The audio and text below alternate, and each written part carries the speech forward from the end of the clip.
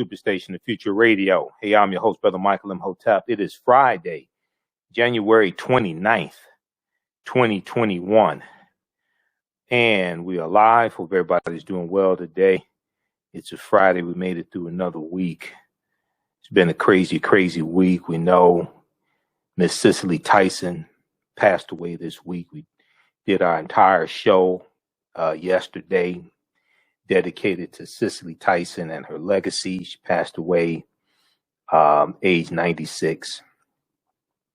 So be sure to go back and watch the show from yesterday. You can watch it at our Facebook fan page, The African History Network, The African History Network, and also on our YouTube channel, Michael Imhotep, Imhotep.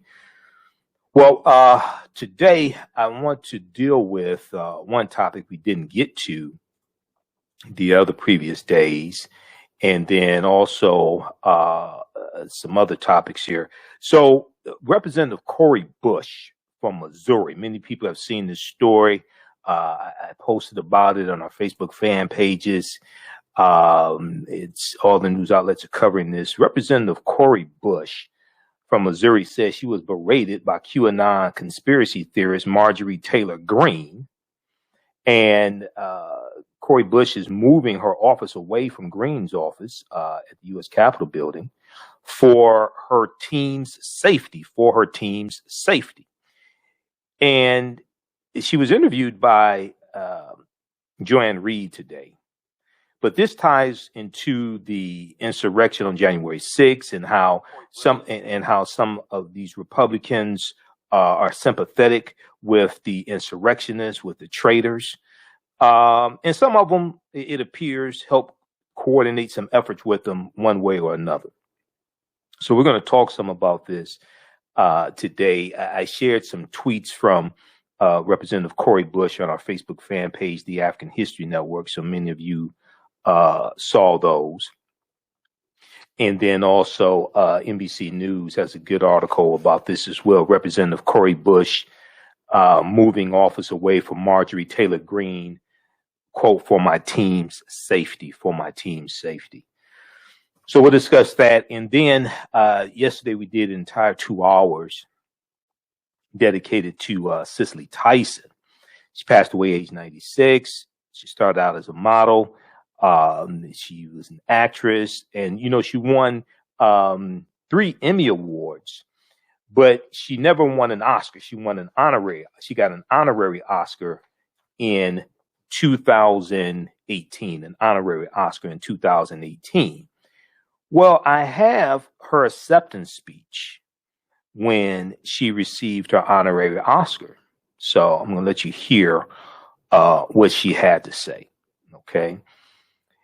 And then we know that many Republicans are very upset that African Americans turned out to vote and voted Joe Biden into office, defeated Donald Trump, the traitor in chief. African Americans turned out in Georgia, and Reverend Raphael Warnock and John Ossoff won the two Senate seats in Georgia. So a couple of days ago, I talked about there was an article from Politico.com that dealt with how state Republicans push new voting restrictions after Trump's loss. State Republicans push new voting restrictions after Trump's loss. Georgia is at the center of the effort, with state Republicans discussing voter ID changes and other new policies after Biden won the state. So we talked about this, right? Many of you all remember that. Well, The Guardian has an article from a couple of days, from Thursday, January 28th.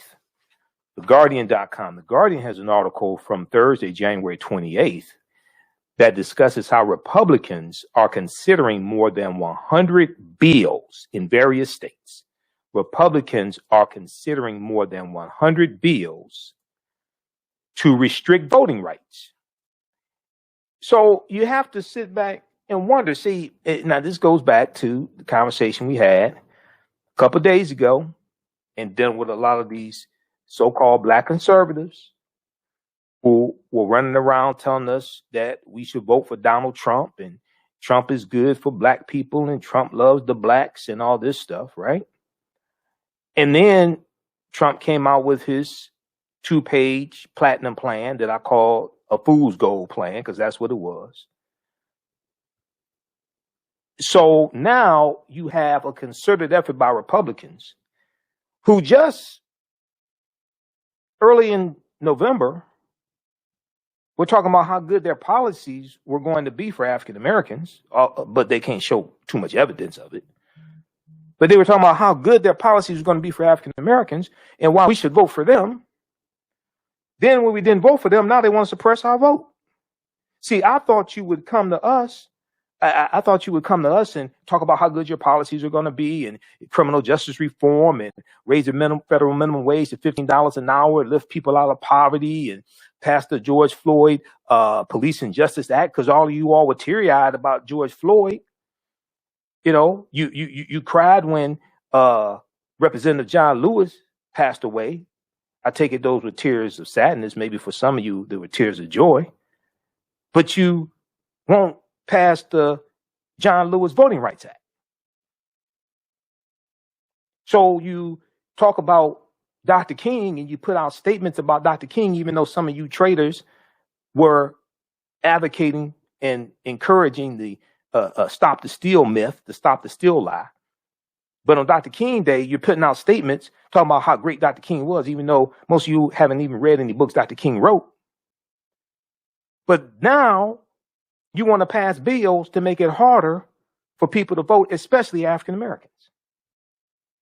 And I'm wondering when these so-called black conservatives, Candace Owens, James C. Harris, Terrence Williams, Angela K. Stanton, F. Lee Francis from the Fairless Society, I'm wondering when they're going to hold a press conference to denounce what their party is doing. I'm just wondering, you know. So we'll discuss this right here also, because you can't on the one hand try to tell us how good your policies are for us, and then on the other hand, you're trying to make it harder for us to vote. The two can't coexist at the same time. You can't on the one hand praise Dr. King on Dr. King Day, but then the other 364 days out of the year, you try to dismantle Dr. King's legacy. And then support the 1776 Project. And then you don't want to, and then you have all these Republicans, about 140 of them, in the House of Representatives who voted not to impeach Trump. But then you tell us we should vote for you. But you're trying to make it harder for us to vote because we're voting our interests and voting your ass out of office. So we're going to talk about this. Okay. We'll discuss this one as well. Read this article from The Guardian. Republicans considering more than 100 bills to restrict voting rights. I'm waiting on the black conservatives, the MAGA hat wearing black conservatives. I'm waiting for them to hold a press conference to denounce what their party is doing. So we'll discuss that. Then,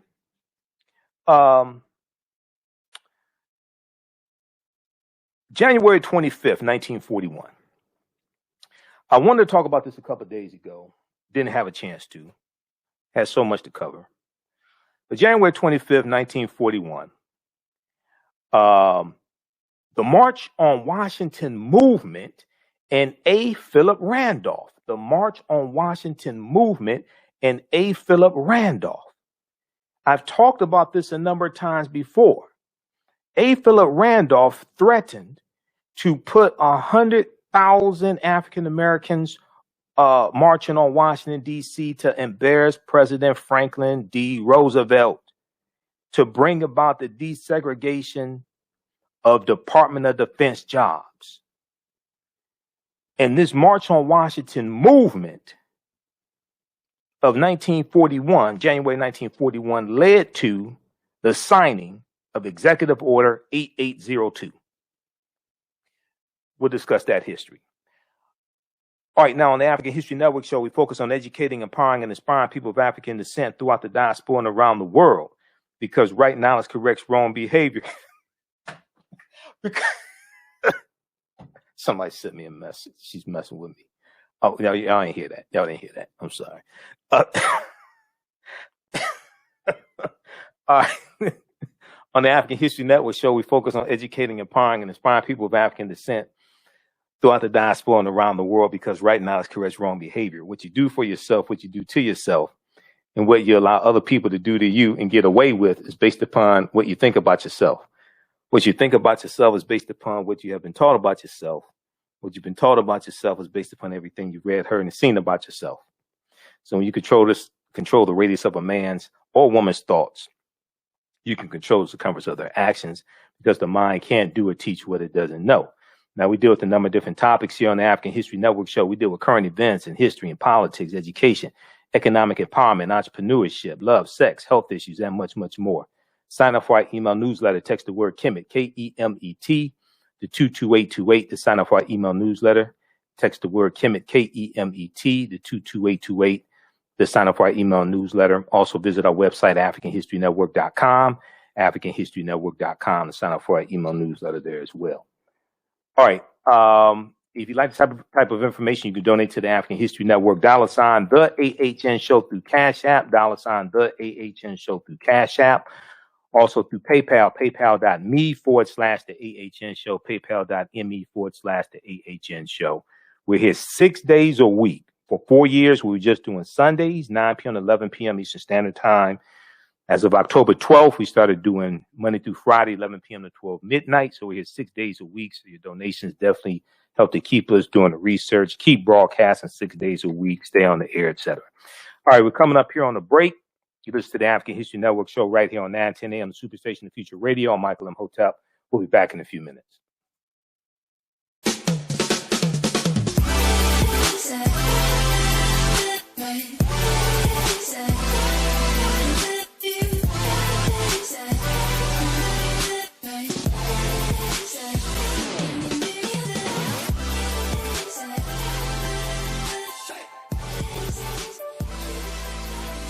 Visit 4glossygirls.com. That's the number 4glossygirls.com, and follow them on Instagram at 4glossygirls.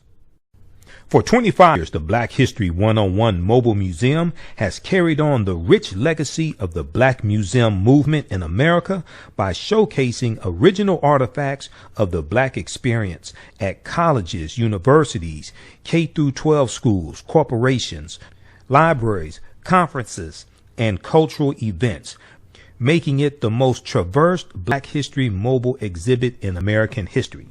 Dr. Khalid El Hakim is the founder of the Black History 101 Mobile Museum, and he is a highly sought-after public speaker on topics of Black history, social studies, education, museum studies, hip-hop, and race relations. Dr. Khalid was named among the change makers for NBC Universal's Erase the Hate campaign and listed as one of the 100 men of distinction for Black enterprise. He recently founded the Michigan Hip Hop Archive on the campus of Western Michigan University. The Black History 101 Mobile Museum is currently scheduling in-person and virtual exhibits nationwide. For more information, please contact Dr. Khalid El Hakim directly at 313-645-4197, 313-645-4197, or visit their website at blackhistorymobilemuseum.com. That's blackhistorymobilemuseum.com.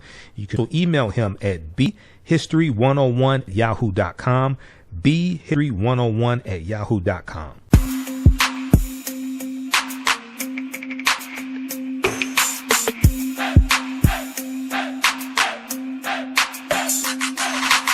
Are you getting ready for fall or winter? We have the solution for all seasonal clothing needs. Kemeticwear.com is the go-to online source for Kemetic African fashion and lifestyle products with a contemporary twist.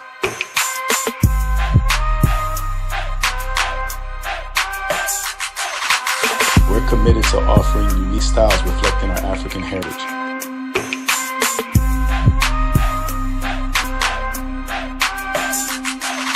Comedicwear.com is inspired by comedicscribes.com to influence our people in learning and showing pride. Please visit our website at comedicwear.com.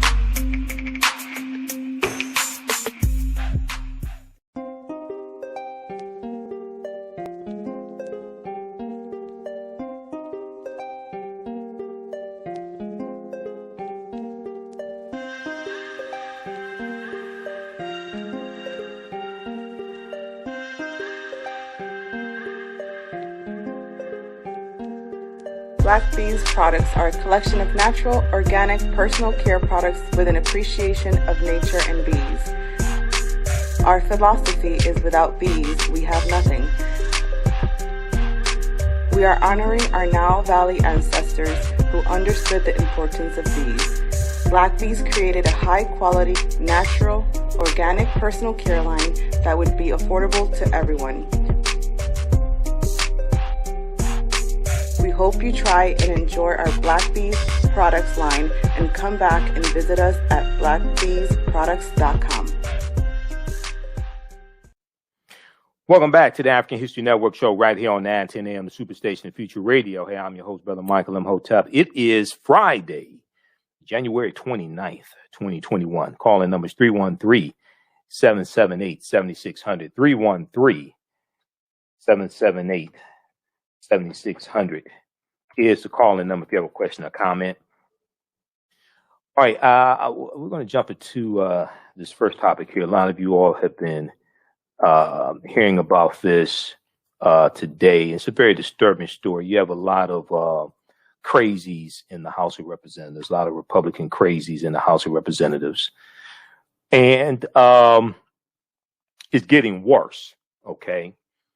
So Representative Cori Bush, freshman representative from a Democrat from Missouri, said Friday that she's moving her congressional office away from Representative Marjorie Taylor Greene's office after the Georgia Republican Marjorie Taylor Greene and her staff, quote unquote, berated her in a hallway. Representative Cori Bush said a maskless Marjorie Taylor Greene and her staff berated me in a hallway. She targeted me and others on social media. I'm moving my office away from hers. My team's safety, for my team's safety, she tweeted. Now, Representative Cori Bush added in her tweet, quote, I've called for the expulsion of members who incited the insurrection from day one. Bring House Resolution 25 to a vote. Now, Representative Marjorie Taylor Greene has come under fire. She's a QAnon conspiracy theorist. She has all these other idiotic conspiracy theories that she espouses. Okay, and she's a freshman member of the House of Representatives. She responded on Twitter by claiming Representative Cori Bush was lying about the encounter and that, in fact, the Democratic Congresswoman berated her. All right. Now, I want to go to, I posted tweets from Cori Bush, and I follow her on Twitter and also on Facebook. So let's look at, okay, first she put out an official statement. So let's look at this.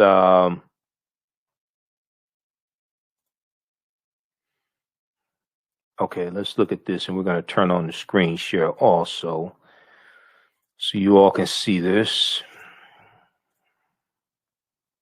So just stand by. Let me get this up here. All right, here we go. So Representative Cori Bush tweeted January 29th. She tweeted today. She said on January 13th, after members tested positive for COVID, after being locked down with her on January 6th, Marjorie Taylor Greene came up from behind me, loud and unmasked. I called out to her to put hers on, her mask. her staff yelled at me, quote, "Stop inciting violence with Black Lives Matter," end quote. Her staff yelled out, "Stop inciting violence with Black Lives Matter." What does Black Lives Matter have to do with this? Now, Cori Bush is a Black Lives Matter activist, but so what? What does Black Lives Matter have to do with this? So in an official statement from Representative Cori Bush, Congresswoman Cori Bush, she said, and I hope you all can see this. She said, "On January 13th, I was walking with my staff to vote. I was in the tunnel between the Cannon office building and the Capitol when Marjorie Taylor Greene came up from behind me, ranting loudly into her phone while not wearing a mask. This took place one day after multiple of my House colleagues announced that they had tested positive for COVID-19 after being in a room with Marjorie Taylor Greene during the white supremacist attack on the U.S. Capitol. Out of concern for the health of my staff, other members of Congress, and their congressional staff, I repeatedly called out to her to put on a mask.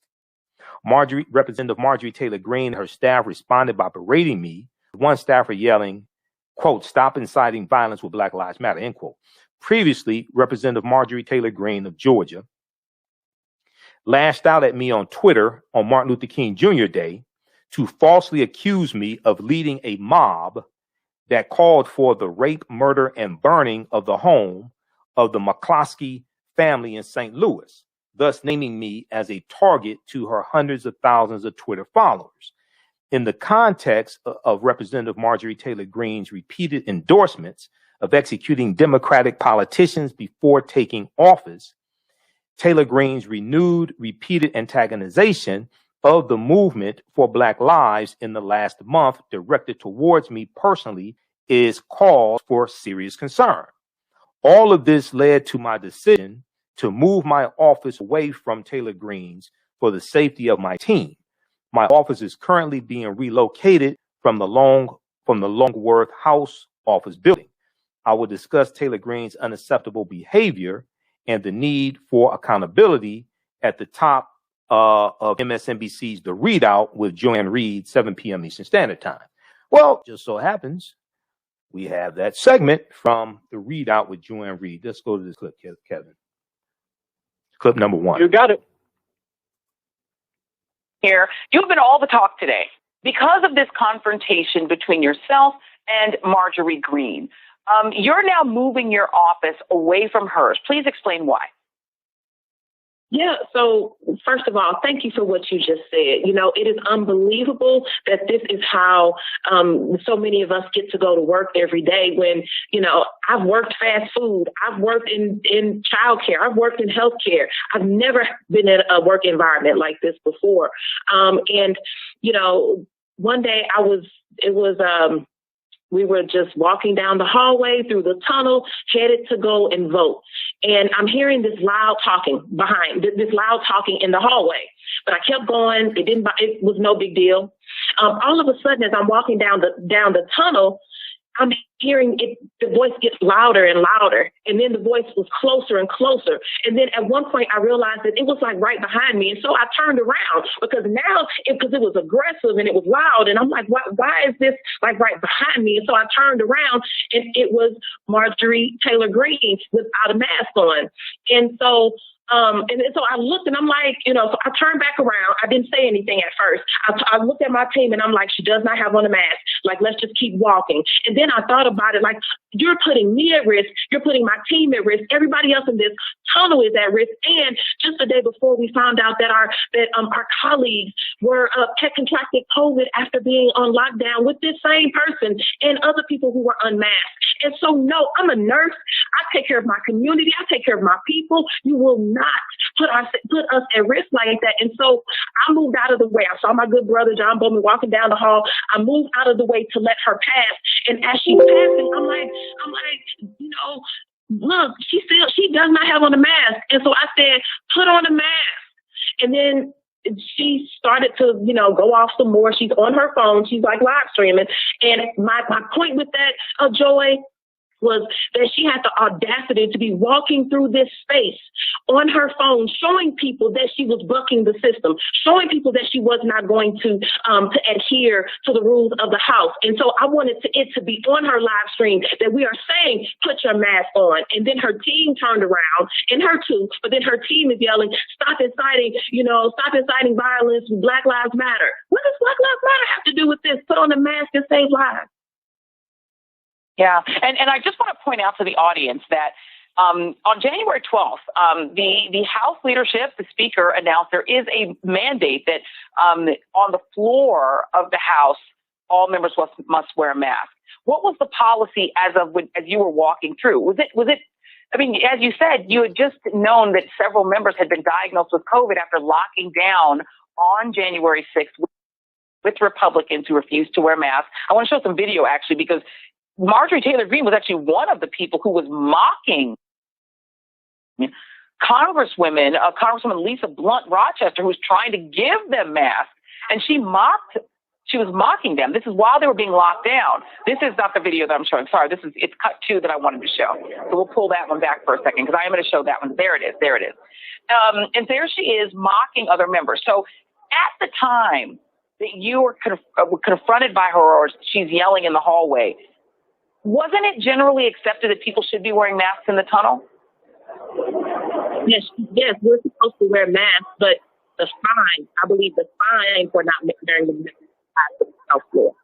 But in the entire house.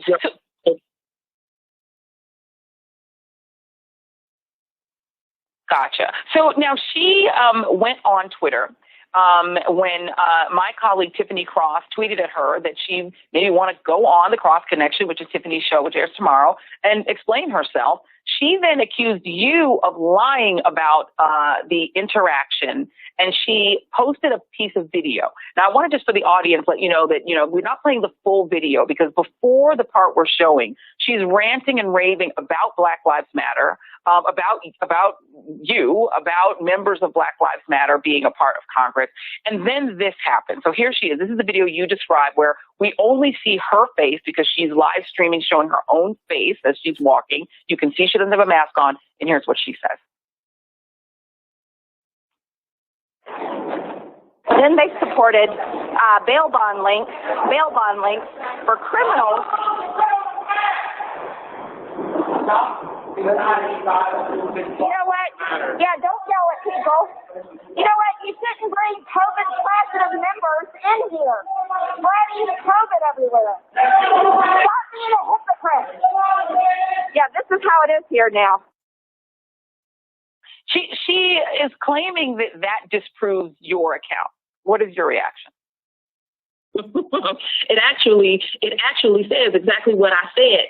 She was walking behind me, directly behind me, and she's yelling into the phone directly behind me. I moved out of the way because now you're a threat. You're a threat to me, and then you don't have on a mask. You don't care enough about us to put on a mask. So I said, now, mind you, by the time you heard my voice, she was further down the tunnel, and we're in the tunnel. So of course it's echoing. But you could hear me saying, put on a mask. And what happened? She put on a mask, but I was not. And let me say this too. Where do you hear of staff, team members, of Congress members yelling at other Congress members? Where did you hear that happen at? That doesn't happen. And for her to turn this around to be a Black Lives Matter issue, that's not what it was.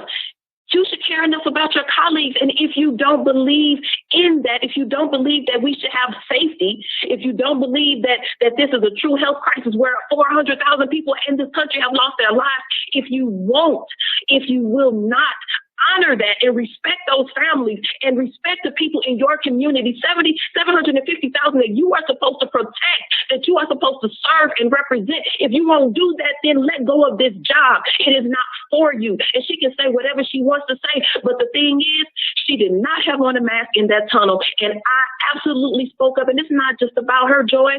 This is anybody, any Congress member who will not wear a mask. I want to speak up. Lisa Blunt Rochester spoke up. As many of us, we will speak up, and not just about that. We don't want you bringing your guns on the House floor. We don't want you bringing your guns into your office. We don't want you to evade security and try to run through the metal detectors. No, abide by the rules so that we can do our jobs to take care of our communities. We moved our office, Joy, not because I'm scared of her, not because I think that I can't, you know what I mean? I'm, oh my gosh, I'm so, that's not why I moved my office. I moved my office because I am here to do a job for the people of St. Louis. They deserve that. And what I cannot do is continue to look over my shoulder wondering if a white supremacist in Congress by the name of Marjorie Taylor Greene or anyone else, because there are others, that they are doing something or conspiring against us. Our focus has to be on St. Louis and the work that we can get done. And also, my team deserves better. They should not have to come to work and have to wonder if that door is going to open. That does not have a peephole. That door is going to open and it's somebody that does not want to do them well. Congresswoman Cori Bush very eloquently said, I think any workplace, people would want that just as a minimum condition to go to work every day. Thank you so much for spending some time with us this evening. Please stay safe and thank you. Okay, so that was from the Readout, Joanne Reed, MSNBC, Friday, January 29th, 2021, speaking with Representative Cori Bush. Name of that clip is, just a second here. I'm here to do a job. Cori Bush recounts how Marjorie Taylor Greene berated her. Okay, so that's at MSNBC.com. All right, now, House Republican leader, and let's go over to this article here from NBC. So, House Republican leader Kevin McCarthy, who just met with Donald Trump in Florida, is coming under more scrutiny because he's dealing with a bunch of lunatics in the House of Representatives. So, House Republican leader Kevin McCarthy of California will meet with Marjorie Taylor Greene next week, a senior GOP aide told NBC News. And told NBC News. Axios reported earlier this week that Representative Kevin McCarthy, House Minority Leader, would have a conversation with her, but the timing was unknown. The aide did not disclose the exact details of the meeting, and Greene's office told NBC News that they, quote, do not comment on private member-to-member communication, end quote. All right, so read this article here from NBC. Representative Cori Bush moving office away from Marjorie Taylor Greene for my team's safety. Okay, you're going to hear a lot more about this. And let's see, there was another statement. Well, I read a statement from Marjorie Taylor Greene. Okay, yeah, we got her statement already. All right, so check this out. Okay, next, I want to go to this story dealing with Cicely Tyson. So we spent 2 hours on yesterday's show and discussed the legacy of Miss Cicely Tyson. She passed away 96 years old. And she had a fabulous career. Okay. She made a conscious effort to play roles that had integrity, that displayed integrity, dignity, etc. for African Americans. Okay. She didn't play stereotypical roles. Now, she never received an Oscar.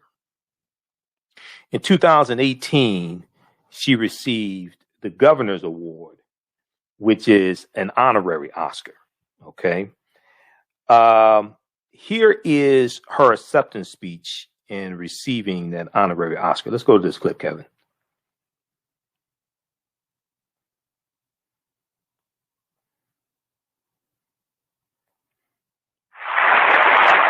Thank you.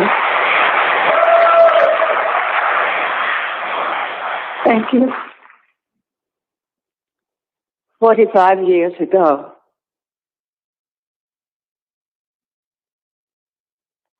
I was offered a movie entitled Sounder. It was the first major movie that I would have done in my career. On the way to the airport to fly out here, I stopped by a very close and long time dear friend's home to share the news with him. I said, I'm going out to Hollywood to do my first big movie. He looked at me and he said, and you're going to be nominated for an Academy Award. I laughed at him. And I said, and if I am, you will fly out and you will be my escort. I was nominated, and he flew out to be my escort. The event was held on his birthday. When I received a call from my agent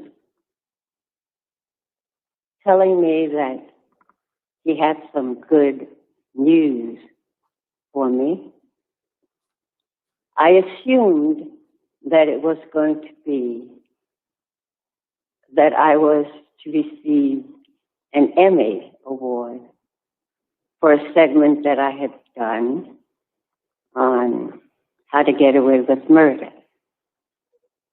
I had been nominated 4 times, and so I said, well, I guess they decided they finally were going to give me one this time. So he said, Robert said, but he wants to tell you himself. I said, he who? The president of the Academy. Academy. I don't know what he's talking about.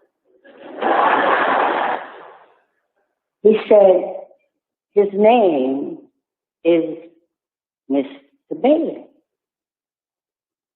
and I will put him on. And so Mr. Bailey got on the phone, introduced himself, and said, Cicely, it gives me great joy to tell you that yesterday the Board of Governors, all 54 or 50 of them, decided to give you an honorary Oscar. Well,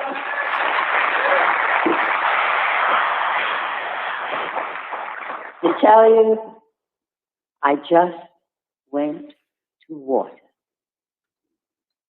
I could not say a word, and I have to tell you, I don't recall ever receiving any information that sent me into such, I call it Niagara Falls, because I couldn't stop. And you can ask Mr. Bailey himself. He'll tell you, I couldn't say a word. All I did was cry. I cried and cried and cried. I said nothing.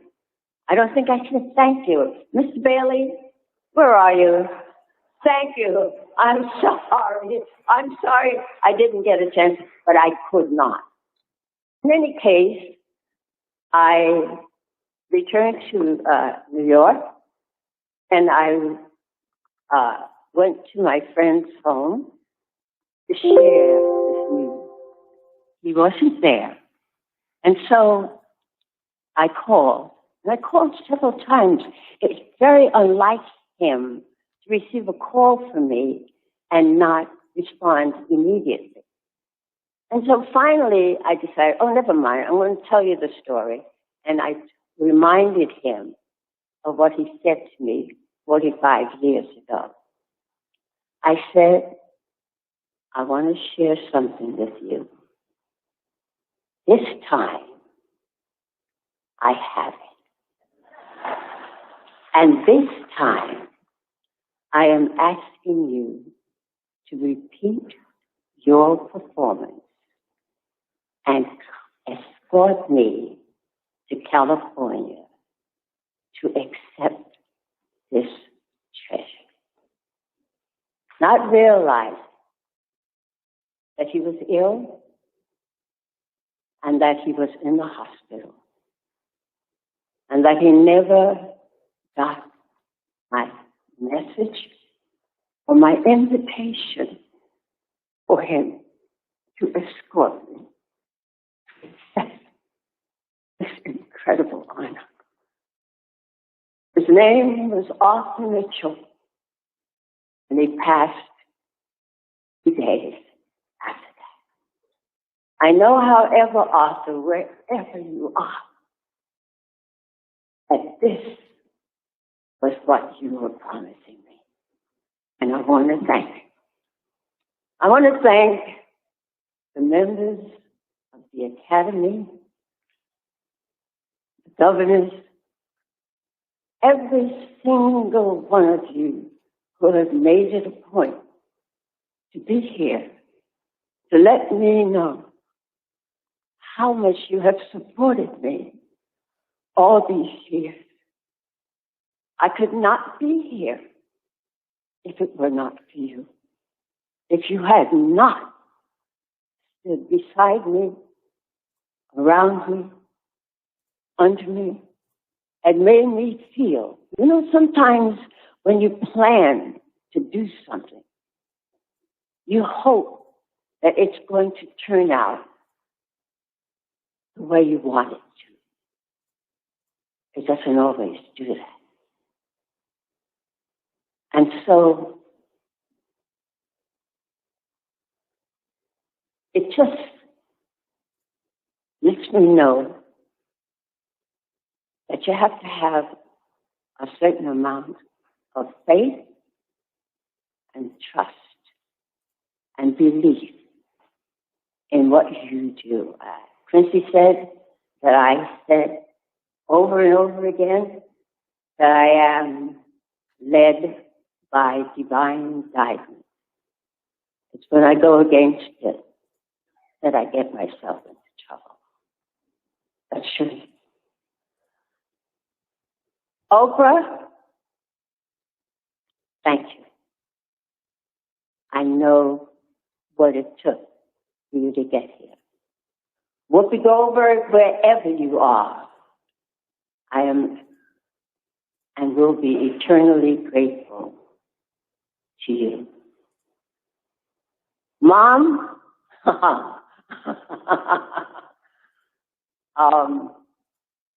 I know you didn't want me to do this, but I did. And here it is.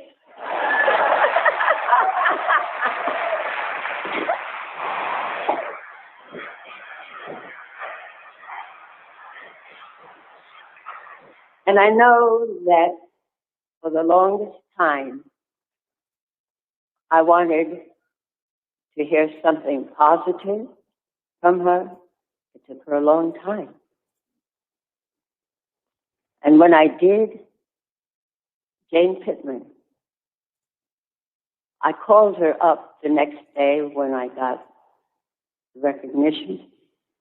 And I said to her, well, she said, well, what? I said, you better tell me something. And she said, I am so proud of you. And I think that if I had not heard those words from her, none of this would make a difference to me. None of it. Above all, I hope, next month on December 19th, I'm going to be 94 years old.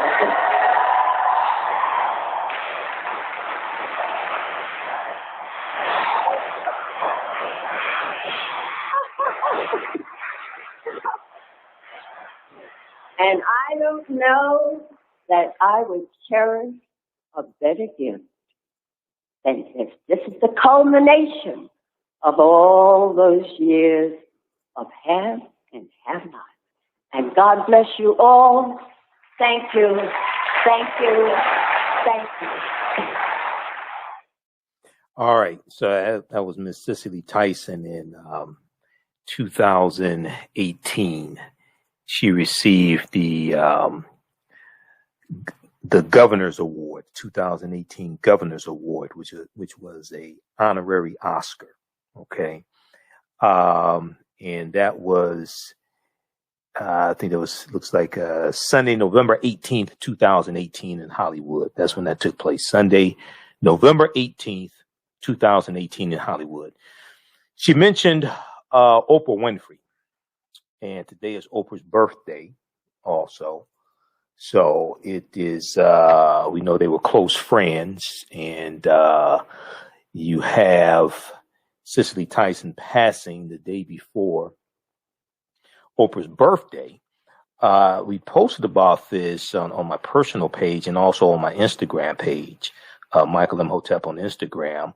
Oprah turned 67 today, born January 29th, 1954. January 29th, 1954. Media executive, actress, talk show host, producer. I mean, everything, Oprah's done everything. And,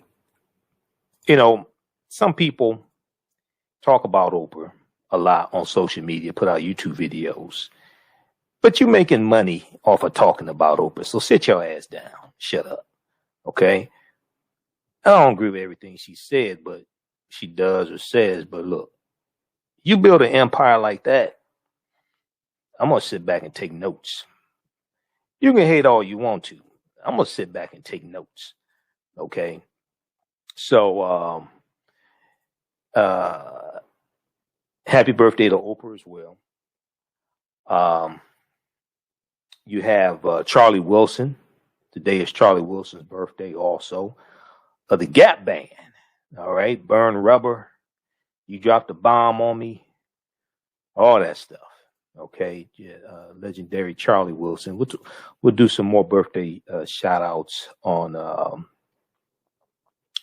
our show Sunday. So we have more time Sunday. Okay. But and also January 28th was Anthony Hamilton's birthday. R&B singer Anthony Hamilton. January 28th was his birthday also. Okay, so we'll talk more about that on our Sunday show. All right, I want to squeeze this last thing in. Well, okay, we'll do here The Guardian, and then we'll go past the 1 hour and keep broadcasting on our social media platforms. All right.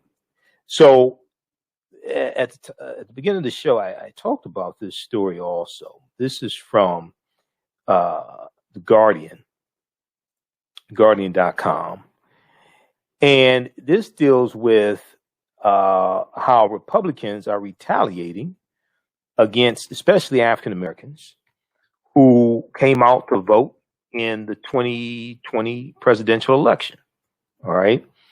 Now, we talked about an article from Politico.com a few days ago that talked about Georgia and how Republicans in Georgia are trying to pass laws to restrict access to voting in Georgia.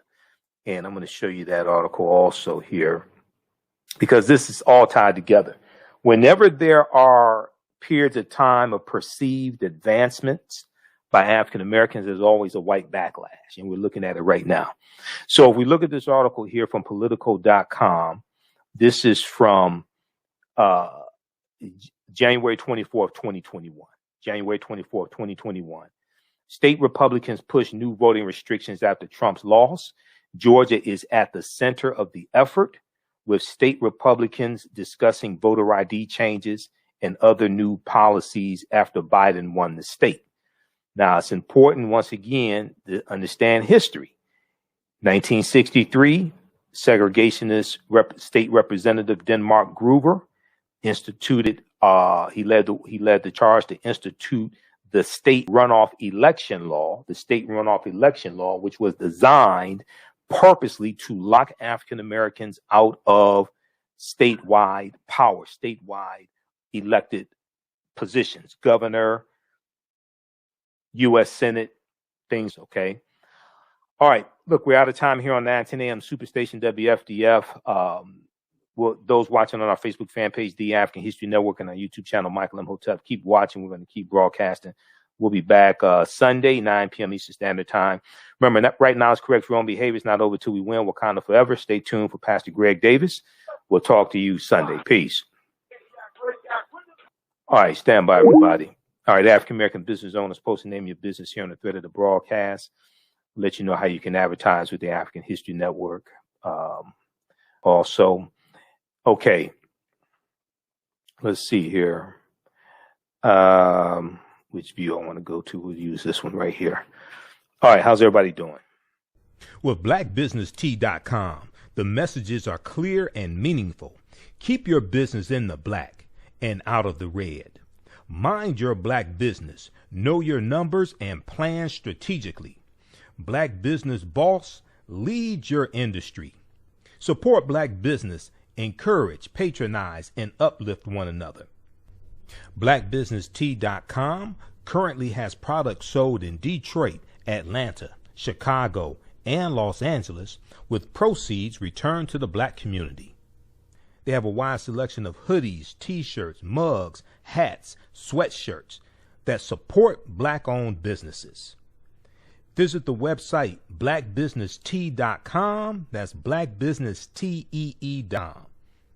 For 25 years, the Black History 101 Mobile Museum has carried on the rich legacy of the Black Museum movement in America by showcasing original artifacts of the Black experience at colleges, universities, K-12 schools, corporations, libraries, conferences, and cultural events, making it the most traversed Black History mobile exhibit in American history. Dr. Khalid El Hakim is the founder of the Black History 101 Mobile Museum, and he is a highly sought-after public speaker on topics of Black history, social studies, education, museum studies, hip-hop, and race relations. Dr. Khalid was named among the change makers for NBC Universal's Erase the Hate campaign and listed as one of the 100 men of distinction for Black enterprise. He recently founded the Michigan Hip Hop Archive on the campus of Western Michigan University. The Black History 101 Mobile Museum is currently scheduling in-person and virtual exhibits nationwide. For more information, please contact Dr. Khalid Al Hakim directly at 313-645-4197, 313-645-4197, or visit their website at blackhistorymobilemuseum.com. That's blackhistorymobilemuseum.com. You can also email him at bhistory101@yahoo.com, bhistory101@yahoo.com. Soul Natural Beauty Products offers organic, plant-based skin and hair care products that will rejuvenate skin and naturally grow and thicken hair. Their whipped shea butter can heal or restore damaged skin cells to prevent hyperpigmentation and skin breakouts. All products are made with organic plant-based ingredients. Their maximum hair growth oil is fortified with organic herbal extracts and undeniably proves that Mother Nature knows best. It thickens, lengthens, softens, and conditions all types of hair. They even guarantee hair improvement within 90 days or a full refund. Their all-natural 24-hour deodorant leaves the body smelling fresh without sweating for up to 24 hours. It does not stain fabric, goes on smoothly, and has a refreshing lavender and frankincense aroma. It can be used by men, women, even children. Place your order today at soulnaturalbeautyproducts.com. That's soulnaturalbeautyproducts.com, and follow them on Facebook at Soul Natural Beauty Products. Do you have an idea or business that requires app development or thinking of moving your IT resources to the cloud? We have post-paid and profit-sharing plans for unique ideas or profitable businesses. Who can take advantage of this unique program? Entrepreneurs with unique ideas, startups, small to medium businesses. Contact us 267-209-0352. Visit nomadicsystems.net, nomadicsystems.net today. Okay, let's continue. So I want to go back to this article here.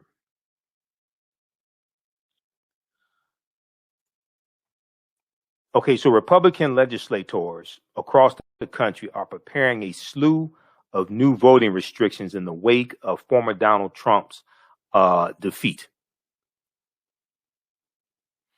Georgia will be the focal point. Georgia will be the focal point of the GOP push to change state election laws after Democrats narrowly took both Senate seats in Georgia, and President Joe Biden carried the state by an even smaller margin, okay, a little less than 12,000 votes.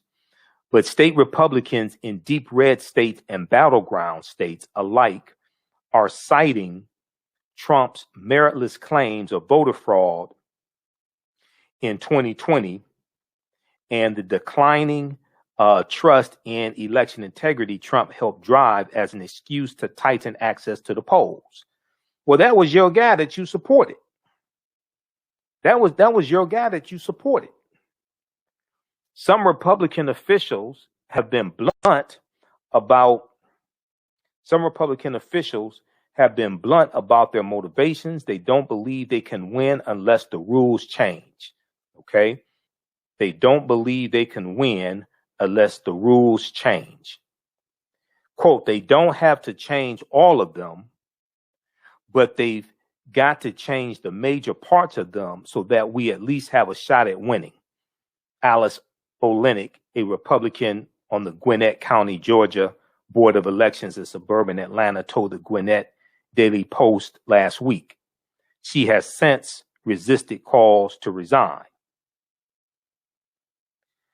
So read the rest of this article here. All right. These are a bunch of sore losers who, instead of them, once again, it's important for us to understand this. Now, these are some of the same people right now who are saying we need to come together and we need to forgive and forget and we need unity and all this stuff. Don't want to hold Trump accountable. These are some of the very same people. In November, well, after the November 3rd election, they were many of them were trying to overturn the election results. They weren't talking about unity. They weren't talking about forgive and forget. They weren't talking about, oh, that's in the past. Let's get over it. Let's come together. They weren't talking about that. Now they're trying to institute new laws to make it harder for African Americans to vote, college students, Latinos, etc., to steal elections.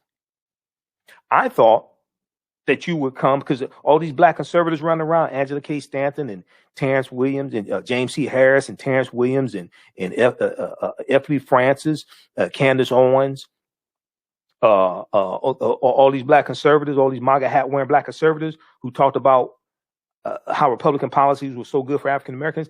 I thought Republicans would come to us and explain to us how their policies will be better for us than Democrats, because that's what they keep saying. I thought they were talking about the criminal justice reform program that's important, the George Floyd Truth and Police and Justice Act and strengthening the Voting Rights Act. Okay, raising the federal minimum wage to $15 an hour, talking about making college affordable, passing the $1.9 trillion coronavirus rescue package, the American Rescue Package. I thought they were talking about things like that because those policies directly impact the lives of African Americans. But that's not what they're talking about. They're talking about instituting laws to make it harder for us to vote. So you have this article here from Politico, okay, and this focuses on Georgia. Okay, I've got Georgia on my mind. You got this article. Now that's from January 24th. Then you have this one here from The Guardian. Now, this was from The Guardian. It's from January 28th. Now, this one deals with, this is even worse. This one deals with how Republicans are considering more than 100 bills to restrict voting rights. Republicans are considering more than 100 bills to restrict voting rights. Now, if they're considering the bill, that means the bill has been written. Or at least a draft of the bill has been written. So it's not like it's just an idea out there. No, they've actually written the bill. Restrictions come on the heels of an election in which federal and state officials called it, quote, the most secure in U.S. history. This was the most secure election in U.S. history. After an election filled with misinformation and lies about fraud, Republicans have doubled down with a surge of bills to further restrict voting access in recent months, according to a new analysis by the Brennan Center for Justice.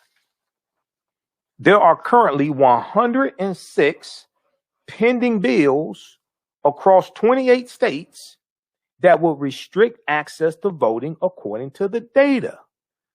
I thought you would come to us and talk about how good policies are and how you are for America. And because on Dr. King Day, all you all put out statements talking about how great Dr. King was and he stood for justice and a threat to justice anywhere. You know, injustice anywhere is a threat to justice everywhere. And the content of people's character, this is all the stuff you put out on Dr. King Day.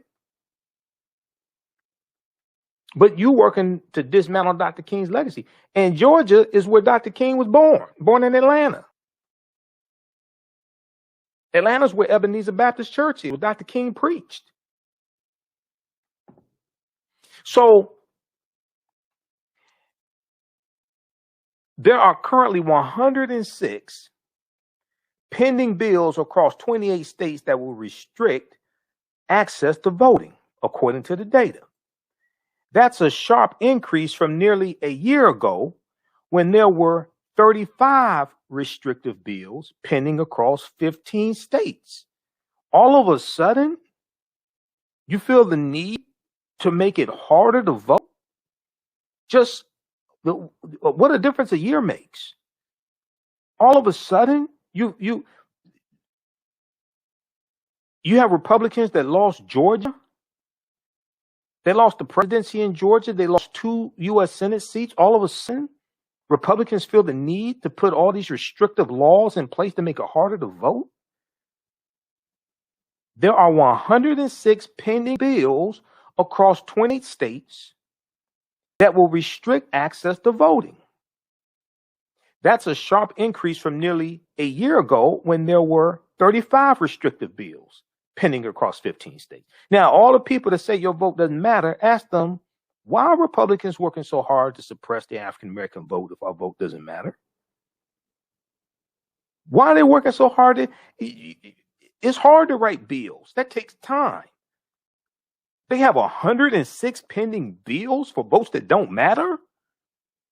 Really? I guess you probably said in early 2020, black people couldn't get coronavirus also, if you believe that bullshit. I guess you probably some of those stupid ass people saying that same thing. Early 2020, black people couldn't get coronavirus. Oh, so much for that lie. Now, among the Brennan Center's findings, more than a third of the bills would place new restrictions on voting by mail. Republicans been voting by mail for decades. especially like in Florida. Why you need new restrictions on voting by mail? What happened in the last election that all of a sudden now you need new restrictions on voting by mail? You didn't need them the previous years when white people and Republicans were voting by mail. You didn't need all those restrictions. What happened in the last year that all of a sudden now you need all these new restrictions? They had 60 lawsuits, Trump campaign. When they go into court, they weren't claiming voter fraud when they went into court.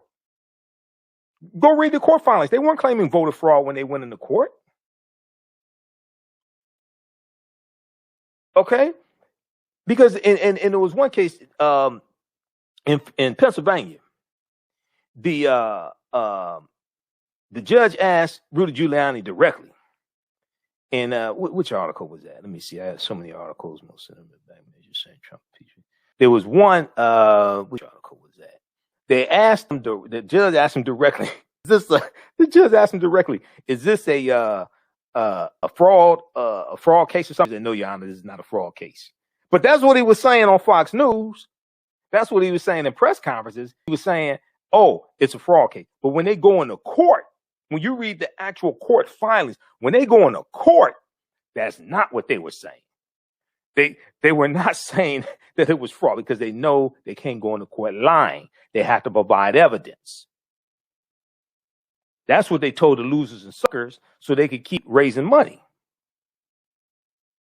Trump raised like over $250 million to file these frivolous lawsuits as of November 3rd. So let's continue here. And then also, if you'd like to type of information, if you want to donate to the African History Network, you can donate to Cash App or PayPal. If you do it through YouTube, it may take a month or 2 or 3 months for me to get it because it has to hit a threshold of $100, and I mean we don't generate a lot of money through YouTube. So if you donate through YouTube today, it may take 60, 90 days for me to actually get the money. Okay. If you donate through Cash App, I'll get it right now. All right. So that just so you know, if you can only do it through YouTube, I understand that. We appreciate that. But just so y'all know. And YouTube takes a third of it also, just so you know. YouTube, when you donate through YouTube's platform, they take a third of it. But $, the AHN show through Cash App, $, the AHN show through Cash App is the best way. And second best way is through PayPal. PayPal.me/the AHN show. PayPal.me/the AHN show. Then also at our website, AfricanHistoryNetwork.com, click on the yellow donate button. Okay. If you have to do it through YouTube, that's fine. I understand, but you can do it through Cash App or PayPal. It's much better. All right, let's continue. So, I'm trying to think which article was that because I want y'all to see it. We've talked about this before, but it was a article. I think it was from NBC News, but it was dealing with. I'll see if I can find it. We may have to talk about it on our Sunday show. Let me see, which one was that? It's not that one. Most focus back measures. It's not that one. But okay. I'll have to find it. All right, but let's continue here. So, among the Brennan Center's findings, more than a third of the bills would place new restrictions on voting by mail. Pennsylvania has 14 pending proposals for new voter restrictions, the most in the country. Pennsylvania has 14 pending proposals for new voter restrictions, the most in the country. It's followed by New Hampshire with 11 new voter restrictions. Proposed voter restrictions, Missouri with 9, Mississippi, New Jersey, and Texas with 8. What happened in Pennsylvania in the last year? I can't figure it out. What happened in Pennsylvania in the last year for them to want to put all these new voting restrictions? Maybe it has something to do with the fact that Joe Biden won Pennsylvania in 2020 and Trump won Pennsylvania in 2016. There are 7 bills across 4 states that would limit opportunities for election day registration. There are also 406 bills that would expand voting access pending across 35 states. There are also 406 bills that would expand voting access pending across 35 states, including New York with 56, Texas 53, New Jersey 37, Mississippi 39, and Missouri 21.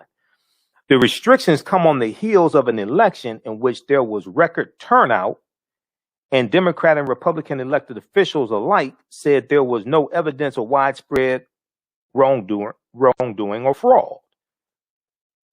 Okay? Democrat and Republican election officials alike said there was no evidence of widespread wrongdoing or fraud. So why the new voting restrictions? There were recounts, audits, and lawsuits across many states to back up those assurances. Federal and state officials called the election, quote, the most secure in American history. So why all this talk about some stealing going on? I mean, why steal what? Steal the land? Is that the stealing you're talking about? Stealing the land? Why all this talk about stealing going on? Where's your evidence? Because that's not what you're saying when you go into court.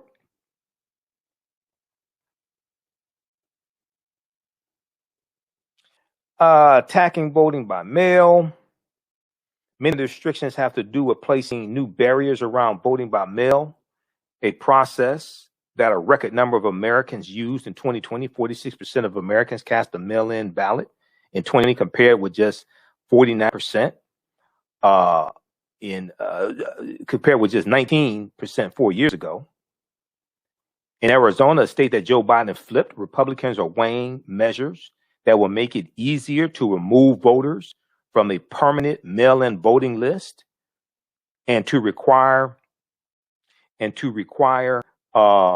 voters to get their ballots notarized.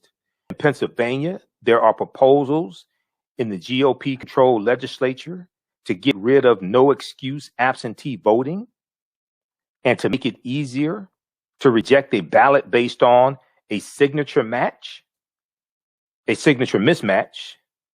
an unreliable way to confirm a voter's identity.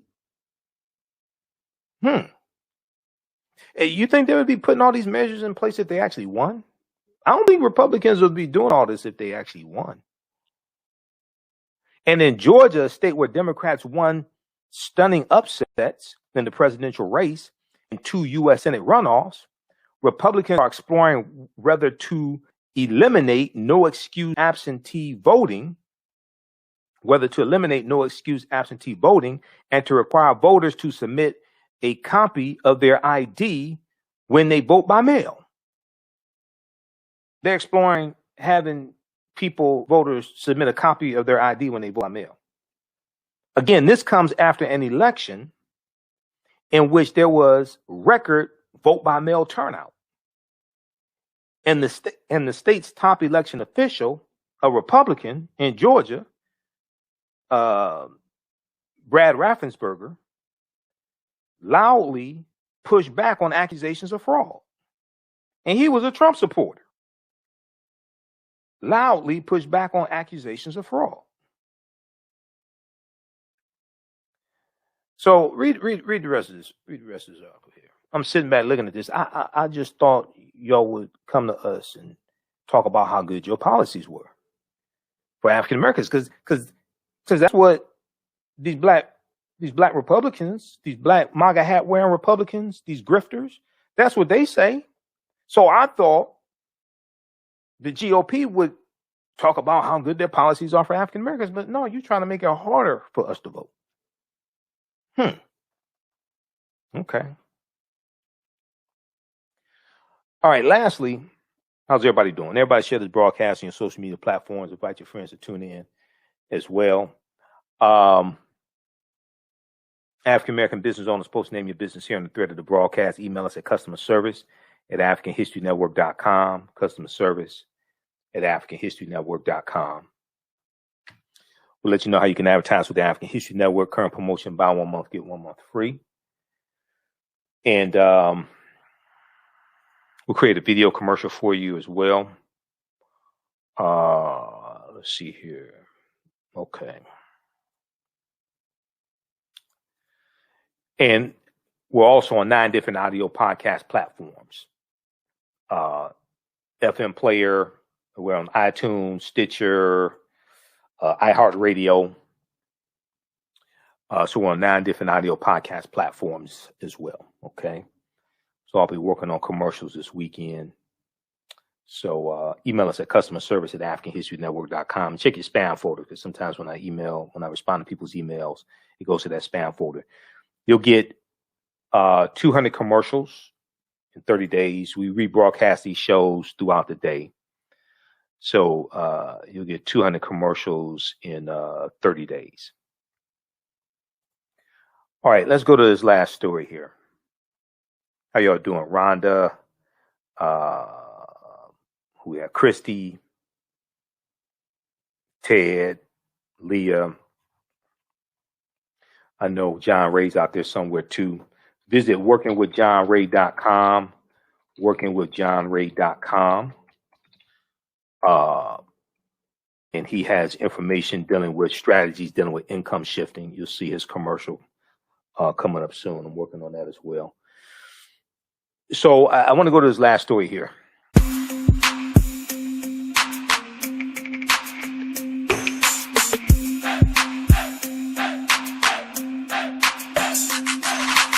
Are you getting ready for fall or winter? We have the solution for all seasonal clothing needs.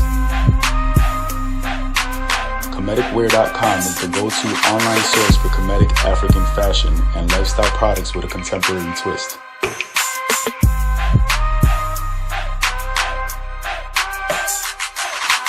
We're committed to offering unique styles reflecting our African heritage.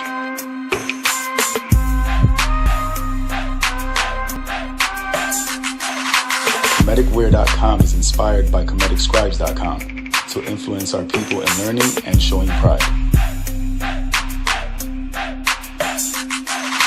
Please visit our website at comedicwear.com. With blackbusinesstee.com, the messages are clear and meaningful. Keep your business in the black and out of the red. Mind your black business. Know your number and plan strategically. Black Business Boss, lead your industry. Support black business, encourage, patronize, and uplift one another. BlackBusinessTea.com currently has products sold in Detroit, Atlanta, Chicago, and Los Angeles. Proceeds returned to the black community. Wide selection of hoods, t-shirts, mugs, hats, sweatshirts that support black-owned businesses. Visit the website blackbusinesstee.com. That's blackbusinesstee.com.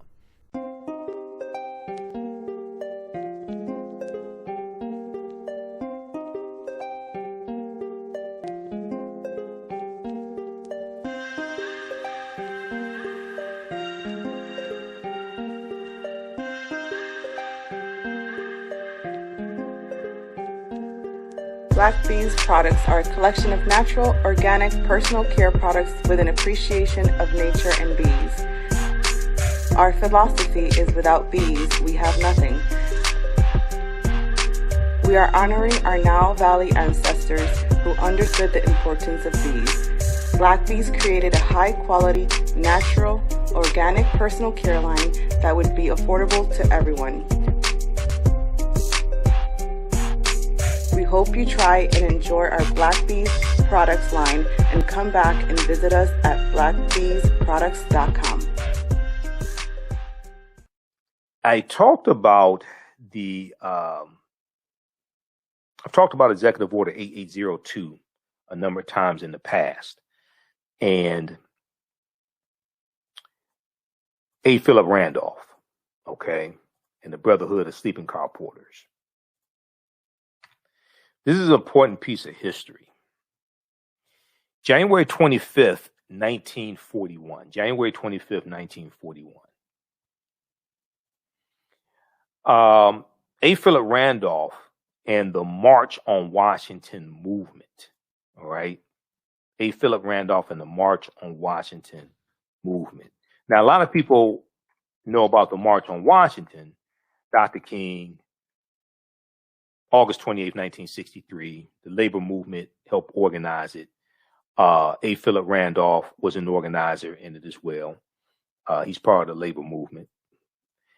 John Lewis spoke there. John Lewis was the youngest person to speak at the March on Washington. Okay. So a lot of people are familiar with different aspects of that history. This goes back. So when the March on Washington actually happens in 1963, A. Philip Randolph had been trying to organize a March on Washington for like 50 years or so. All right. So let's deal with some of this history. And let me pull this picture up. I've been experimenting with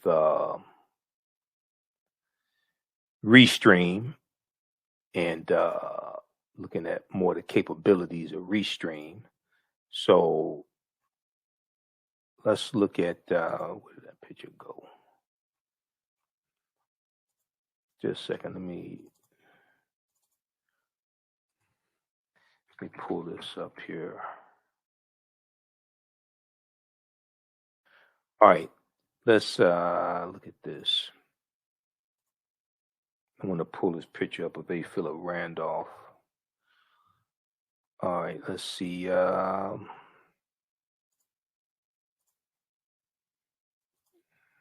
1 second. Okay.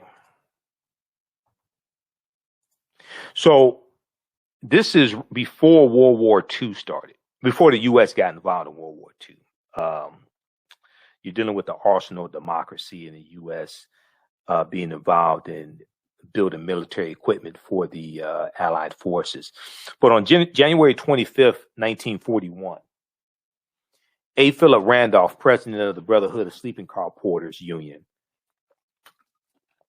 made the official call for a march on Washington with a demand to end segregation in defense industries, The threatened March on Washington led to Executive Order 8802, stating that there should be, quote, no discrimination in the employment of workers in defense industries or government because of race, creed, color, or national origin. Because of race, creed, color, or national origin. The March on Washington movement, the MOWM, the March on Washington movement, continued. A. Philip Randolph stated that the goal of the March on Washington movement was not just desegregation and an end to war. Unless this war sounds the death knell to the old Anglo-American empire systems, the hapless story of which is one of exploitation for the profit and power of a monopoly capitalist economy, it will have been fought in vain.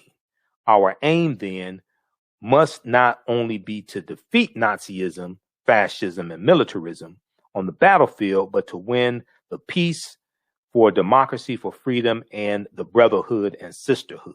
Okay. This comes from the Zen Education Project. Check this out here.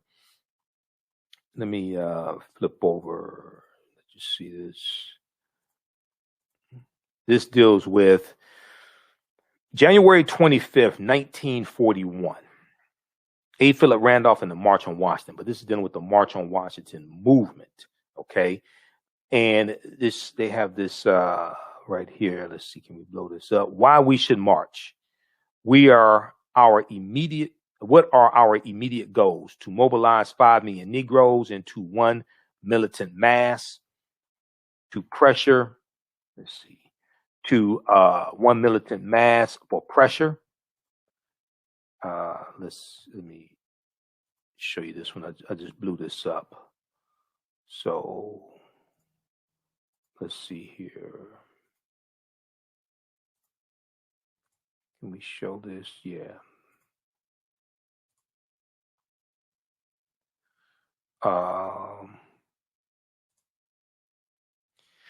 to mobilize 5 million Negroes into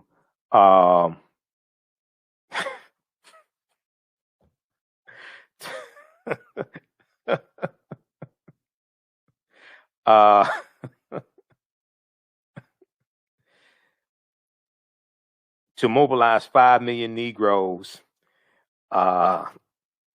into 1 militant mass for pressure. Number 2, to assemble in Chicago the last week in May 1943 for the celebration of We Are Americans 2 week, TOO. We Are Americans 2 week, TOO. Sound kind of like Black Lives Matter. Black Lives Matter does not mean that the lives of African Americans are the only lives that matter. Black Lives Matter means Black Lives Matter 2, TOO, also, in addition to. Black Lives Matter doesn't mean that our lives matter more than other people's lives or other people's lives don't matter. No, they're saying, no, the way we're treated is as if you think our lives don't matter. Okay, so why should we march? So you see 15,000 Negroes assembled at St. Louis, Missouri, 20,000 Negroes assembled at Chicago, Illinois, 23,500 Negroes assembled at New York City. Millions of Negro Americans all over the great land claim the right to be free, free from want, free from fear, free from Jim Crow. All right. So this is, winning democracy for the Negro is winning the war for democracy. Asa Philip Randolph. All right. Now that's part of, that's dealing with the March on Washington movement in 1941. Now, we're going to look lastly at Executive Order 8802. So the March on Washington in 1963 also began with, let's go back to this here. So the March on Washington in 1963, March on Washington in 1963 also began with a focus on African American labor rights, as Bill Fletcher Jr. explains in Claiming and Teaching the 1963 March on Washington. All right. So check this out here from the Zen Education Project. Now, lastly, let's look at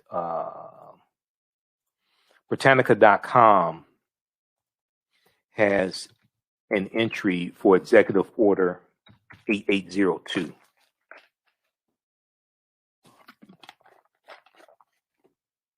Britannica.com, the official website of Encyclopedia Britannica. I've talked about this before, and I deal with this in some of my lectures here. So, Executive Order 8802 enacted June 25th, 1941. June 25th, 1941. A. Philip Randolph, president of the Brotherhood of Sleeping Car Porters, threatened to put 100,000 African Americans marching on Washington to embarrass President Roosevelt and force him to sign Executive Order 8802. Okay, this is A. Philip Randolph leveraging his position with the Brotherhood of Sleeping Car Porters to push an agenda. Executive Order 8802 enacted on June 25th, 1941 by U.S. President Franklin Roosevelt that helped to eliminate racial discrimination in the U.S. defense industry, and was an important step toward ending it in federal government employment practices overall. So even before the Japanese attack on the U.S. naval base at Pearl Harbor in 1941, World War II had created millions of new jobs in defense industries as the United States engaged in a massive military buildup, to prepare for the possibility of war. And the U.S. was making military equipment, B-24 Liberator bombers, M5 Jeeps, things like this. They were making military equipment for the Allied forces. Okay.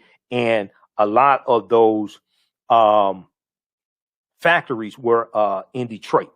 So a lot of that military equipment was being made in Detroit. And you're going to have the big three auto companies, General Motors, Ford, and Chrysler. They're going to, from 1942 to 1945, they stopped producing cars and were making military equipment. So because of discrimination in employment, African Americans gained little from this buildup, getting only the low-end jobs, if any at all. African American labor leader A. Philip Randolph, head of the Brotherhood of Sleeping Car Porters, had long fought for African American rights and employment opportunity and other realms. At the time when the United States was preparing for war, however, President Roosevelt had evinced little interest in civil rights, being more concerned with having the war mobilization go smoothly and quickly. Roosevelt was also following a political strategy of appeasing Southern Democrats, the segregationists, the Dixiecrats, Southern Democrats, because you had the Northern Democrats that tend to be more moderate, some liberals. Then you had the Southern Democrats who were largely basically segregationists. So Roosevelt was following a political strategy of appeasing Southern Democrats who were extremely powerful in Congress and opposed federal programs aimed at uplifting African Americans. When Randolph and other civil rights leaders tried to persuade Roosevelt to end discrimination in the defense industry employment, the president rebuffed them. Randolph responded by threatening to organize a large march on Washington, D.C.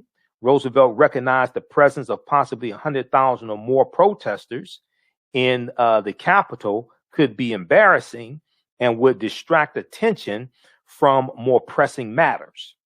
In order to appease the civil rights leaders, especially Randolph, the president issued Executive Order 8802, which specified that there would be no discrimination in the U.S. defense industry on the basis of race, color, or national origin. So A. Philip Randolph was pushing an agenda to desegregate these jobs in the Department of Defense. And these are jobs that our taxpayer dollars are helping to pay for. So he leveraged his position in the as head of the Brotherhood of Sleeping Car Porters and threatened to embarrass Roosevelt by putting 100,000 people marching on Washington to embarrass him. So, as I've talked about many times before, we have to understand that you have to have somebody in office who can be pushed. Because African Americans were switching over from the Republican Party over to the Democratic Party. And that shift goes back to 1928 and the Lily White movement of 1928, when Republicans tried to appeal to Southern segregationist Democrats in 5 former Confederate states to get Herbert Hoover elected as the Republican candidate for president. And it worked. That was a Southern strategy. It worked. And the Republicans were trying to push African Americans out of the Republican Party.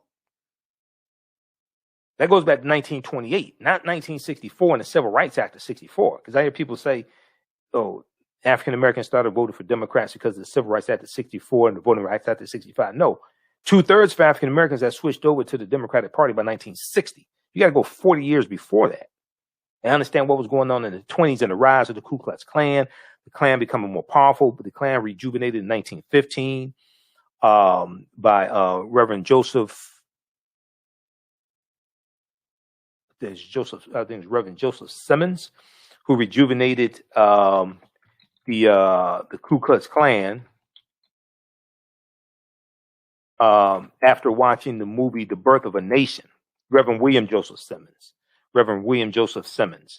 He rejuvenated the Klan after seeing The Birth of a Nation. The Birth of a Nation came out early that year, debuted February 8th, 1915. Read the article from the Washington Post, the preacher who used Christianity to revive the Ku Klux Klan. the preacher who used Christianity to revive the Ku Klux Klan.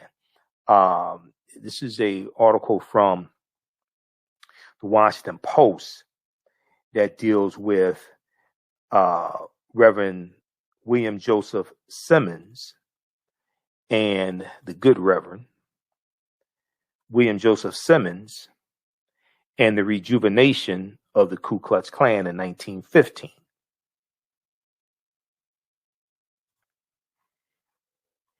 It was approaching midnight on October 16, 1915, when Methodist preacher William Joseph Simmons and at least 15 other men climbed Stone Mountain in Georgia. Now, Stone Mountain, I'm gonna make this like really, really short because it's about to become a long history lesson, and I don't have that type of time right now. I've been to the top of Stone Mountain in Georgia. On the side of Stone Mountain, carved in the side of Stone Mountain, are the reliefs, the images of Jefferson Davis, who was the president of the Confederacy, Stonewall Jackson, and General Robert E. Lee. 3 Confederate, quote unquote, heroes who were traitors to the Union, all of them slave owners. That's what's on Stone Mountain. Okay. You have to research Stone Mountain. So I've been to the top of Stone Mountain. I've climbed to the top of Stone Mountain, and people they've made a trail out of Stone Mountain.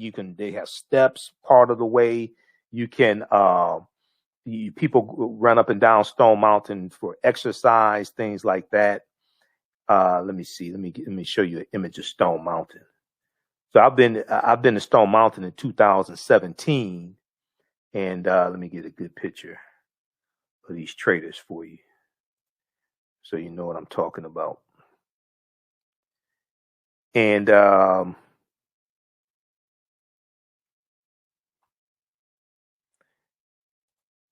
taken pictures of it when I was there. I don't have time to access the pictures that I took, but I want to see if it shows you the.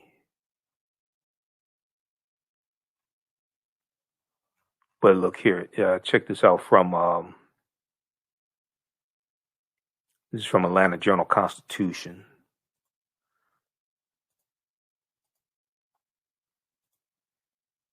So you wonder why a lot of people in Georgia are the way they are? You have to study the history of Georgia and why they try to lock African Americans out of statewide political power. This is what's in Georgia right now. I'm not talking about 1907. This is what's there right now. And the crazy thing is they turned Stone Mountain into an amusement park. Because when you go to, I went to Stone Mountain, it's an amusement park. They got rides and concession stands, all this stuff. Then when you get to the top of Stone Mountain, there's a souvenir shop.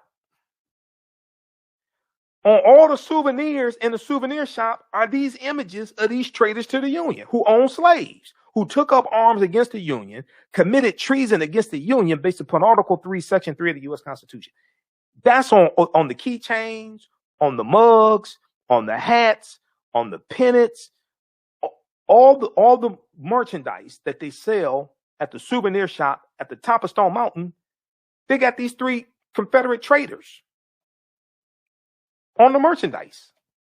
I'm not talking about in 1967. I'm talking about in 2017 when I was there. I'm looking at this. I'm like, are you serious?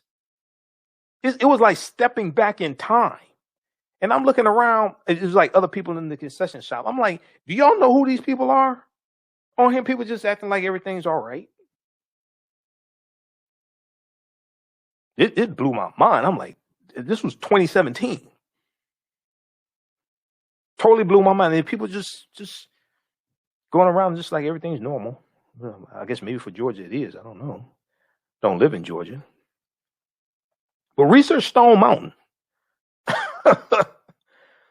So This is what I'm trying to say. So, and you wonder why Stacey Abrams lost in Georgia? You wonder why they stole the election from Stacey Abrams from Georgia? You wonder why you got white people, white Republicans so angry in Georgia over Reverend Raphael Warnock beating Kelly Loeffler twice? He beat her in the general election and in the runoff election. Go study the history of Georgia. That's why they're trying to put these new laws into Georgia to suppress the African American vote. Because they hope the South will rise again. Okay. It's gonna rise, but it's gonna be under new management. Because I'm telling you right now, if Stacey Abrams, and I think she will, if Stacey Abrams runs for governor in 2022, she's going to win. And Republicans know this. This is why they're trying to put these new laws in place to suppress the African American vote and the vote of Latinos and things like this. This is why they're trying to do this. And keep in mind, Reverend Raphael Warnock, the Senate seat he won, he is finishing out a term. He has to run for re-election in 2022. The Senate seat he won, he's finishing out the last 2 years of a 6-year term. He has to run for re-election in 2022. Republicans are trying to take back that Senate seat in 2022. All right. So, let me see here.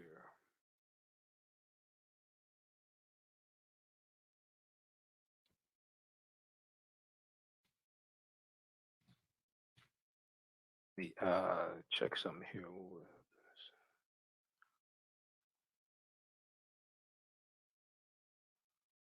Okay.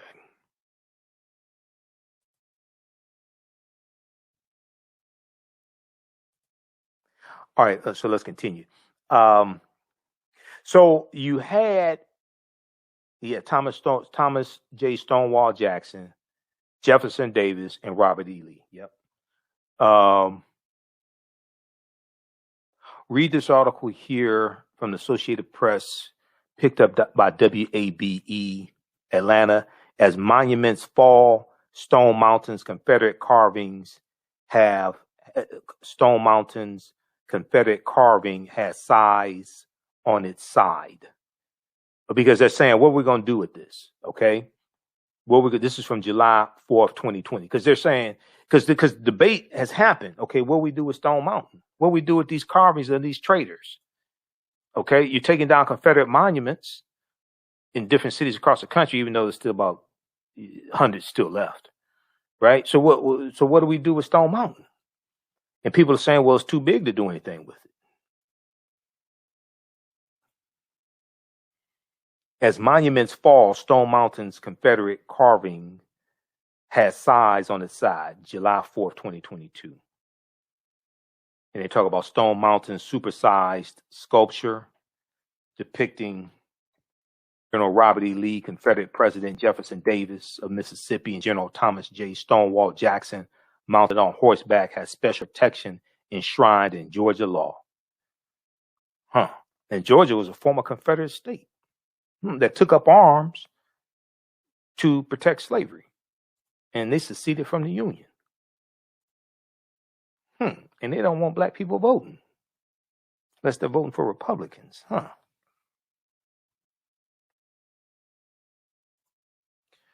right. So, Leslie. Okay, Executive Order A02. Let's finish this up so I can get the hell out of here. All right. I have a lot of work to do. Okay, so in order to appease the civil rights leaders, especially A. Philip Randolph, the President, Franklin Roosevelt, issued Executive Order 8802, which specified that there would be no discrimination in the U.S. defense industry on the basis of race, color, or national origin, Now, the executive order did not establish full employment equality, but it did establish a Fair Employment Practices Committee, the FEPC. Okay. The FEPC was solely an investigative advisory committee and lacked enforcement powers. It did, however, symbolize at least some commitment to non-discrimination and set a precedent for the post-civil rights achievements that occurred during the administration of President Harry S. Truman. Okay, so reading more about Executive Order 8802 at Britannica.com. Britannica.com, official website of Encyclopedia Britannica. All right, look, if you like this type of information, you can donate to the African History Network, $ the AHN Show through Cash App, $ the AHN Show through Cash App, also through PayPal, paypal.me/the AHN Show, paypal.me/the AHN Show, or at our website, AfricanHistoryNetwork.com, AfricanHistoryNetwork.com. This helps us keep doing the research, stay on the air, keep broadcasting, pay some of the bills, etc. Helps us stay on the air 6 days a week instead of just 1 day a week. And then all of my DVD lectures and digital downloads are at our website, AfricanHistoryNetwork.com, AfricanHistoryNetwork.com. And we'll talk on our Sunday show. We'll talk more about my online course that's starting on February 3rd, Ancient Kemet, the Moors, and the Ma'afa, Understanding the Transatlantic Slave Trade, what they didn't teach you in school. Ancient Kemet, the Moors, and the Ma'afa, Understanding the Transatlantic Slave Trade, what they didn't teach you in school. That is a 16-hour, 8-session online course that I teach. We deal with thousands of years of history and what led to the transatlantic slave trade happening. It's taking place on, it's going to be Wednesdays, 8 p.m. to 10 p.m. 8 p.m. to about 10 p.m. On Wednesdays. And we do 1,000 years of history. I do a PowerPoint presentation. We have video clips, book references, articles, etc.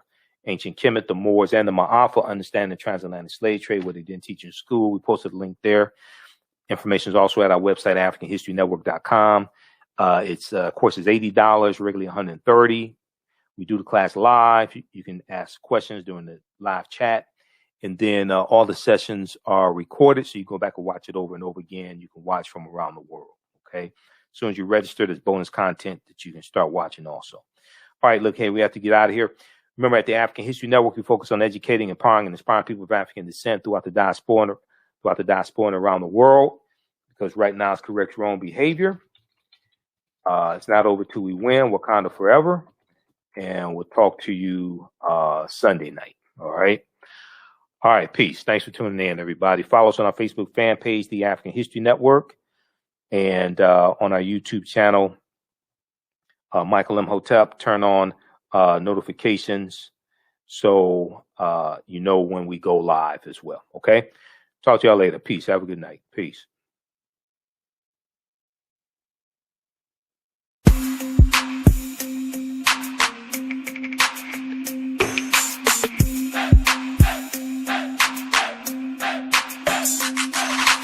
Are you getting ready for fall or winter? We have the solution for all seasonal clothing needs.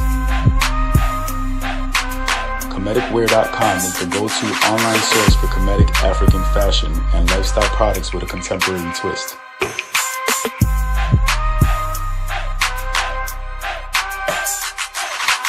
We're committed to offering unique styles reflecting our African heritage.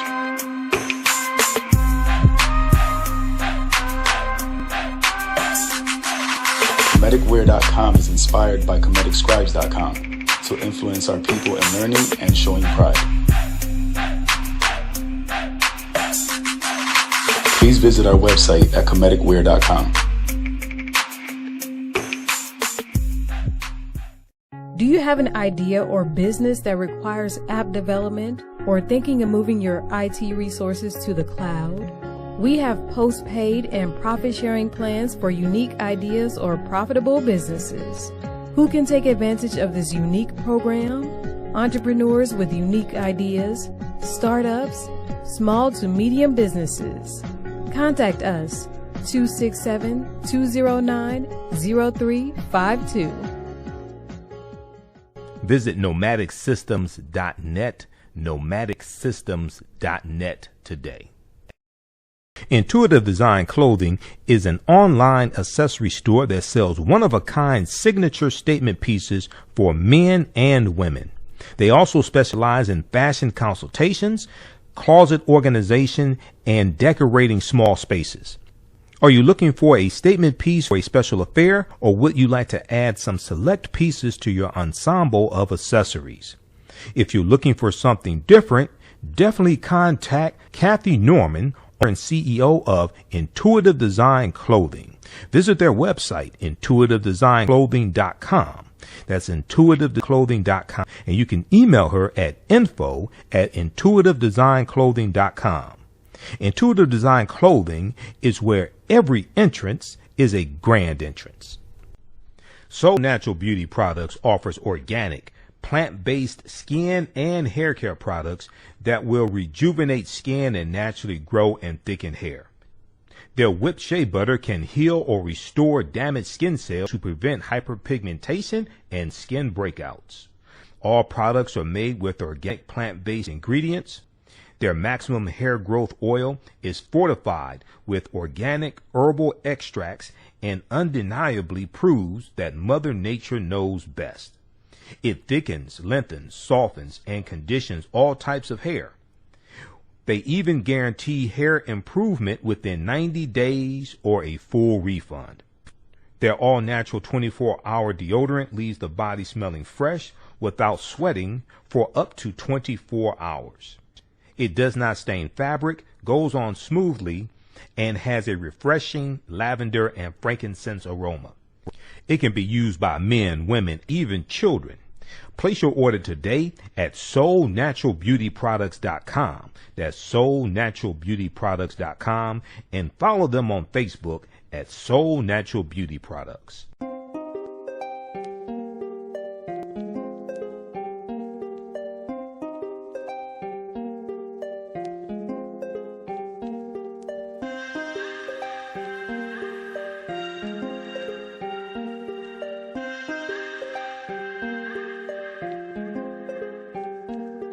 Black Bees products are a collection of natural, organic, personal care products with an appreciation of nature and bees.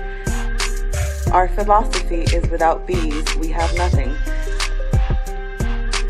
We are honoring our Nile Valley ancestors who understood the importance of bees. Black Bees created a high-quality, natural, organic personal care line that would be affordable to everyone. We hope you try and enjoy our Black Bees products line and come back and visit us at blackbeesproducts.com. Gain knowledge in minutes with Blacklist Ed. Blacklist Ed is an app that provides insightful summaries of books pertaining to the Black experience. As Black people, we know the importance of reading books to discover our incredible contributions to world history, to uplift our self-esteem, and to empower ourselves for our relentless fight for social justice. Unfortunately, with our busy lives, it feels like there is never enough time to read a book. Fortunately, there's a solution. With Blacklist Ed, their app provides key insights from best-selling books about the Black experience, therefore saving time, increasing your knowledge, and empowering yourself through inspirational and actionable ideas. You can read or listen on the go. Start your free trial today by going to blacklisted.com. That's black without the C, B-L-A-K. Or you can download the Blacklist Ed app from the App Store or Google Play. Blacklist Ed, yourself. Have you tasted the world-famous No Frowny yet from the Pink Bakery? If not, what are you waiting for? They are vegan, gluten-free, and free of the big 8 allergens. While eating their No Frowny brownies, the fabulous Miss Tabitha Brown said they were very good. Very good. And you know, if she says that, they are. The Pink Bakery is the first Black-owned, Big 8 allergen-free baking mix company. Go to thepinkbakery.com, that's thepinkbakery.com, to order their No Frowny Brownie Mix today. Ya Rule is a line of African print-inspired apparel catered to the black community.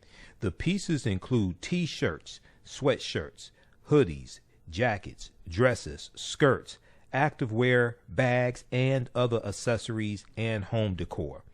This brand offers a revived way for men and women to wear their black pride and honor their African heritage anywhere at any time. This apparel line is for anyone, whether you are working in the corporate world, are an entrepreneur, or an artist.